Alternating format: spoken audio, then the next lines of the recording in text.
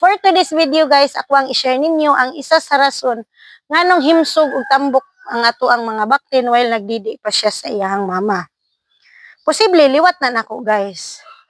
Pero bitaw ang rason nganong himsog ug tambok ang ato ang mga baktin while nagdidi pa siya sa iyang mama tungod kay 1 week before manganak si Mama Pig ato na siyang pakanon og Purina Turbo Lactina. 1 week before manganak si Mama Pig is ato na siyang pakanon og lactating feeds. Lactating feeds means pampagatas. Nagkagamit naman po ko og lain-laing klase sa feeds, di po ko moingog mautunto sila, okay raman sad gamiton, pero diri lang gyud ko nihiyang sa Purina Turbo Lactina. Mao ni siya isa sa rason nganong himsog ato ang mga baktin, tambok nganuman.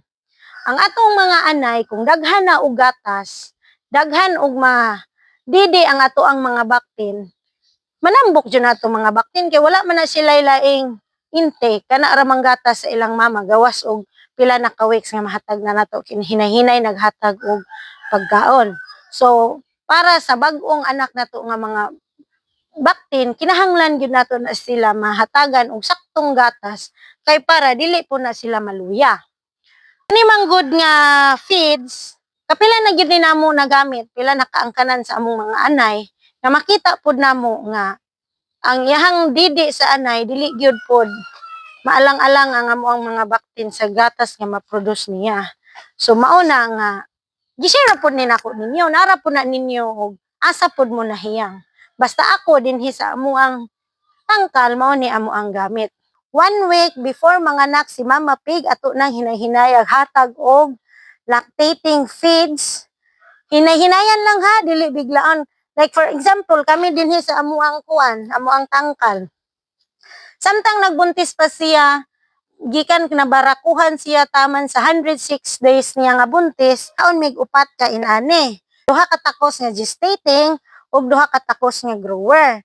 Pag abot na niya sa 107 days, duha ka takos nga gestating, isa ka takos nga grower, og ihinay-hinayan natong hatag sa og isa ka takos nga lactina.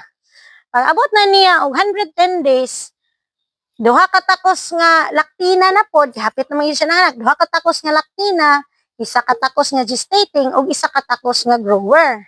Iniguman niya og panganak, upat ka takos nga lactina among ihatag og isa ka takos nga grower. Kung makulangan pa nga itong Mama Pig sa upat katakos, pwede pa nato punan.